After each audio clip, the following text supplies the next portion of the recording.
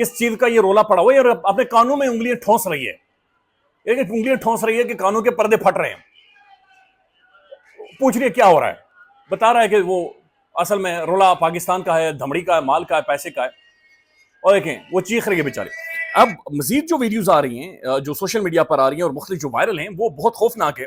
बल्कि मैं एक आधी आपको सुना देता हूं कि जिस तरह जब मियां साहब इंटर हुए हैं उस दौरान क्या माहौल बना था और वहां पर फिर रोला बना था। और शायान अली खैर उनके पीछे गए, लेकिन इस दफा सिर्फ शायान अली नहीं थे बल्कि एक बड़ी तादाद है पाकिस्तानियों की जो वहां पर मौजूद थी और वो मियां साहब के पीछे गई है और उनका ताकुब करती रही है।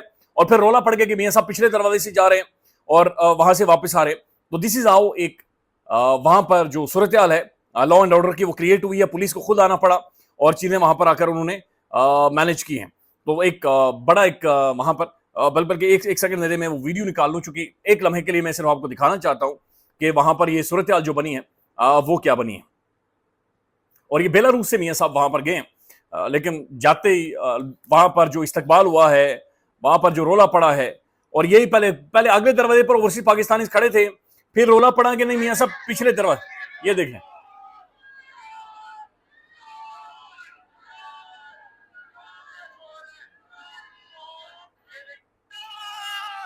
अब ये पाकिस्तान के जो साबिक वज़ीर आज़म हैं मियां मोहम्मद नवाज शरीफ साहब, ये एक पॉलिटिकल डायनेस्टी है, एक सियासी खानदान है, एक लंबे अरसे से पाकिस्तान में रूल कर रहा है। लेकिन आज इनके हालात ये हो गए हैं कि ये पब्लिकली या इस तरह से अवाम को फेस नहीं कर सकते, अवाम में जा नहीं सकते। वाह क्या सीन है,